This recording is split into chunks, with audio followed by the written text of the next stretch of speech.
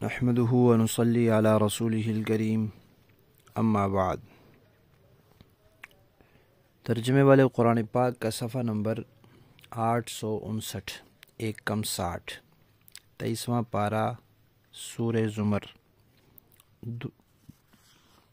دوسرا رکوع، آیت نمبر 15 تا 18۔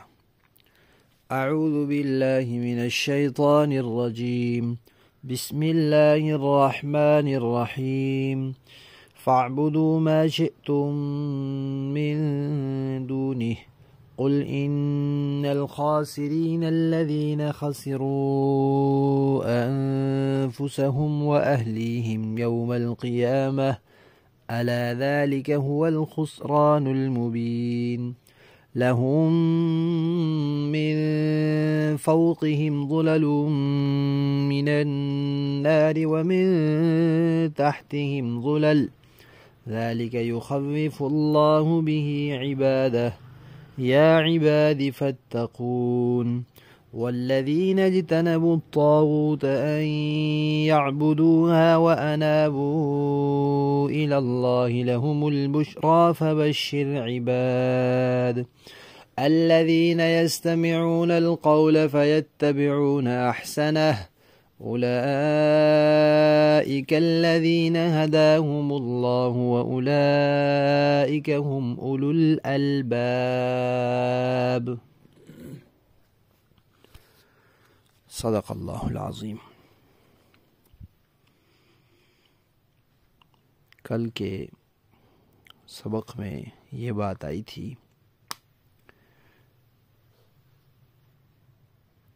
کہ اے پیغمبر صلی اللہ علیہ وسلم، آپ اعلان کر دیجئے کہ میں جس توحید کی دعوت دیتا ہوں، میں خود بھی عقیدے اور عمل کے اعتبار سے اس پر پوری طرح قائم رہنے کا پابند ہوں، مکلف ہوں، اور میں بھی اپنی عبادت خالص اللہ کے لیے کرتا ہوں۔ اب آگے کفار کے لیے امر تحدیدی ہے۔ امر تحدیدی کسے کہتے ہیں؟ بعض اوقات بچہ درسگاہ میں کھیل رہا ہوتا ہے، استاد اس کو کہتا ہے کھیل لو کھیل لو، اچھی طرح کھیل لو۔ اب یہ بظاہر جو استاد کہہ رہا ہے یہ حکم کا انداز ہے، کھیل لو، امر ہے، صیغہ ہے امر کا ہے، لیکن یہ ڈانٹ کے طور پر کہہ رہا ہے، واقعی نہیں کہہ رہا کہ کھیل لو۔ یا اسی طرح استاد کہتا ہے نہ یاد کرو سبق، نہ یاد کرو، تو یہ جو استاد کہہ رہا ہوتا ہے یہ کوئی منع نہیں کر رہا ہوتا بلکہ ڈانٹ کے طور پر کہہ رہا ہوتا ہے۔ تو یہاں بھی آگے ڈانٹ کے طور پر جو حکم آیا ہے کہ کفار سے کہا کہ بھئی میں تو عبادت خالص اللہ کے لیے کرتا ہوں، تم اللہ کے سوا جس کی چاہتے ہو کرتے رہو عبادت، مطلب کرتے رہو تو پھر بھگتنا بھی اس کو۔ اور ساتھ ہی کہہ دیا کہ آپ ان سے کہیں کہ اصل نقصان اٹھانے والا وہ ہے جس نے اپنے آپ کو بھی اور اپنے گھر والوں کو بھی قیامت کے دن نقصان میں ڈالا۔ دنیا میں کسی کے پاس پیسے کم ہو گئے، کسی کو عہدہ نہیں ملا، کسی کا جتھا زیادہ بڑا نہیں ہوا، یہ کوئی نقصان کی بات نہیں ہے، اصل نقصان آخرت کا نقصان ہے۔ پھر کہا کہ وہ کیسا نقصان ہے؟ فرمایا وہ ایسا نقصان ہے کہ جو اس نقصان سے دوچار ہوگا اس کے اوپر بھی آگ اور اس کے نیچے بھی آگ۔ یعنی انسان بستر بچھاتا ہے سردیوں میں نیچے گدا، اوپر رضائی، اور گرمیوں میں نیچے دری اور اوپر چادر، اور یہ جو ہوگا نقصان اٹھانے والا، دو قیامت کا نقصان اٹھانے والا، اس کے تو ہر طرف سے آگ ہی آگ ہوگی۔ اللہ تعالیٰ فرماتے ہیں اے انسانوں، یہ آگ کا عذاب ہے جس سے اللہ تمہیں ڈراتا ہے۔ اس سے ڈرنے کا، اس سے بچنے کا طریقہ کیا ہے؟ اس سے بچنے کا طریقہ یہ ہے، اللہ فرماتے ہیں کہ میرا خوف دل میں پیدا کر لو۔ جب اللہ کا خوف دل میں پیدا ہو جائے گا تو پھر اللہ تعالیٰ کے احکامات پر عمل کرنا آسان ہو جائے گا۔ نیکیاں بجا لانا، گناہوں سے بچنا آسان ہو جائے گا، اور جب یہ کام ہو جائے گا تو پھر انشاءاللہ اس آگ سے حفاظت ہو جائے گی۔ یہ تو تھا انجام ان لوگوں کا جو نقصان اٹھانے والے ہیں، اور اس کے مقابلے میں دوسرے لوگ جو نقصان سے بچنے والے ہیں، تو فرمایا کہ جو لوگ دنیا کے اندر سرکش سے بچ کر رہتے ہیں، سرکشوں کی عبادت کرنے سے، طاغوت کا لفظ آیا ہے، طاغوت کے کئی سارے معنی ہیں، اس شیطان کو بھی طاغوت کہا جاتا ہے۔ سرکش جو ہو، انسان کا اپنا نفس سرکش ہو یا کوئی دوسرا انسان سرکش ہو، اس کو بھی طاغوت کہا جاتا ہے۔ جو بھی اس کو حق سے ہٹائے، ہر باطل چیز طاغوت میں شامل ہے۔ تو جو لوگ دنیا میں سرکش کی پیروی کرنے سے بچے رہے، شیطان کی پیروی سے، اپنے نفس کی خواہشات سے بچے رہے، وَأَنَابُوا إِلَى اللَّهِ، اور خالص اللہ کی طرف رجوع کیا، یعنی پورے دین پر عمل کیا، شیطان سے بچ کر رہے اور پورے دین پر عمل کیا، اللہ فرماتے ہیں ان کے لیے بشرا ہے، ان کے لیے خوشخبری ہے۔ ساتھ ہی پیغمبر صلی اللہ علیہ وسلم کو فرما دیا کہ میرے بندوں کو، ایسے بندوں کو آپ خوشخبری سنا دیں۔ پھر ان کی صفت ذکر کی ہے کہ وہ بات سنتے ہیں اور جو بہترین بات ہوتی ہے اس کی پیروی کرتے ہیں۔ اب یہاں اس کے 2-3 معنی ہو سکتے ہیں۔ ایک تو معنی یہ کہ ہر قسم کی بات سنتے ہیں، ہر کسی کی سنتے ہیں، لیکن جو اچھی ہوتی ہے، جو بہترین ہوتی ہے، جو عمدہ ہوتی ہے، اس پر عمل کرتے ہیں، اس کی پیروی کرتے ہیں۔ دوسرا معنی یہ ہے کہ اللہ تعالیٰ کی ساری باتیں سنتے ہیں، اللہ تعالیٰ کی ساری باتیں ہی اچھی ہیں، بہترین ہیں، لہذا ان پر عمل کرتے ہیں، ان کی پیروی کرتے ہیں۔ اس سے یہ بھی معلوم ہوا کہ اللہ تعالیٰ جو کچھ فرماتے ہیں وہ اچھا ہی ہوتا ہے، اچھی باتیں ہوتی ہیں۔ تو جو بندہ ان کو چھوڑے گا، اچھی باتوں پر عمل نہیں کرے گا، تو پھر کون سی باتوں پر عمل کرے گا؟ یہی باتیں قابل عمل ہیں۔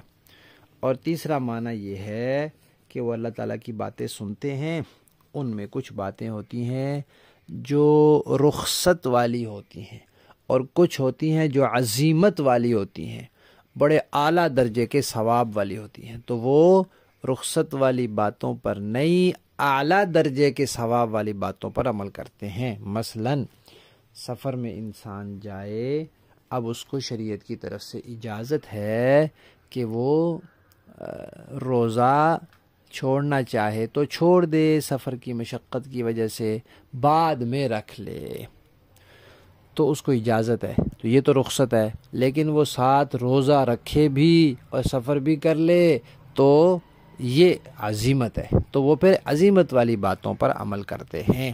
یہاں یہ تینوں مطلب مراد ہو سکتے ہیں۔ تو اللہ تعالیٰ فرماتے ہیں یہی لوگ ہیں جن کو اللہ نے ہدایت دی ہے، اور یہی لوگ ہیں جو عقل والے ہیں۔ تو قرآن پاک میں بار بار آتا ہے عقل والا اللہ کے نزدیک، یعنی عقل کے مالک اور خالق کے نزدیک عقل والا وہی ہے جو اپنے عقیدے ٹھیک کر لیتا ہے، جو اپنا عمل سنوار لیتا ہے، جو اپنے اخلاق کی اصلاح کر لیتا ہے۔ اور اگر کوئی عقیدہ ٹھیک نہیں کرتا، یا عمل نہیں سنوارتا، یا اخلاق کی اصلاح نہیں کرتا، وہ بے وقوف ہے۔ حدیث شریف میں بھی آتا ہے کہ عقل مند وہ ہے جس نے اپنے آپ کو بری باتوں سے بچایا اور آخرت کے لیے تیاری کی۔ لفظی معنی دیکھیے، فَاعْبُدُوا، پس تم کر لو عبادت، ما شئتم، جن کی تم چاہتے ہو، من دونہ، اللہ کے سوا، پھر نتیجہ بھی پتہ چلے گا۔ قل، آپ فرما دیجئے، ان الخاسرین، بے شک نقصان اٹھانے والے، الذین، وہ لوگ ہیں، خسروا، جنہوں نے نقصان میں ڈالا، انفسہم، اپنے آپ کو، و اہلیہم، اور اپنے گھر والوں کو، یوم القیامہ، قیامت کے دن۔ الا، خبردار، ذالک، یہ، هو الخسران المبین، یہ کھلم کھلا نقصان ہے۔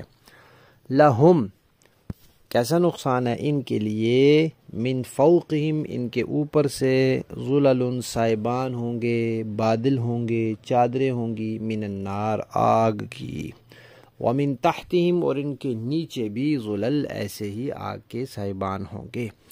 ذالک یہ عذاب ہے یخوف اللہ اللہ ڈراتا ہے بھی اس عذاب سے عبادہ اپنے بندوں کو. یا عبادی اے میرے بندو فتقون مجھ سے ڈرو. والذین اور جو لوگ اجتنبو بچتے رہے الطاغوت طاغوت سے شیطان سے ان یعبدوہا کہ اس طاغوت کی پرستش کریں اس کی عبادت کریں. وانابو اور انہوں نے رجوع کیا اللہ اللہ کی طرف. لہم ایسے لوگوں کے لیے بشرا خوشخبری ہے. فبشر عباد اے پیغمبر میرے بندوں کو خوشخبری سنا دیجئے.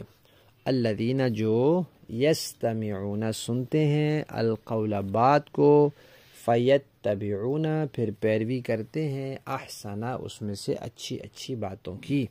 اولئک الذین یہی لوگ ہیں ہداہم اللہ اللہ نے ان کو ہدایت بخشی ہے. وَأُولَئِكَ اور یہی لوگ ہیں اولو الالباب جو عقل والے ہیں. با محاورہ دیکھیں جی. فَاعْبُدُوا مَا شِئْتُم مِّن دُونِهِ اب تم اس کو چھوڑ کر جس کی چاہو عبادت کرو. قُلْ إِنَّ الْخَاسِرِينَ الَّذِينَ خَسِرُوا أَنفُسَهُمْ وَأَهْلِيهِمْ يَوْمَ الْقِيَامَةِ أَلَا ذَلِكَ هُوَ الْخُسْرَانُ الْمُبِينُ فرما دیجئے کہ گھاٹے کا سودا کرنے والے تو وہ ہیں جو قیامت کے دن اپنی جانوں اور اپنے گھر والوں سب کو ہرا بیٹھیں گے. یاد رکھو کہ کھلا ہوا گھاٹا یہی ہے.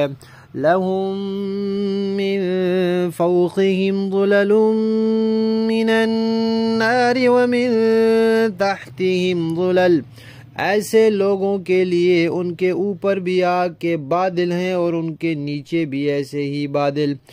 ذَلِكَ يُخَوِّفُ اللَّهُ بِهِ عِبَادَهُ یا عباد فاتقون یہ وہ چیز ہے جس سے اللہ اپنے بندوں کو ڈراتا ہے لہذا اے میرے بندو میرا خوف دل میں رکھو.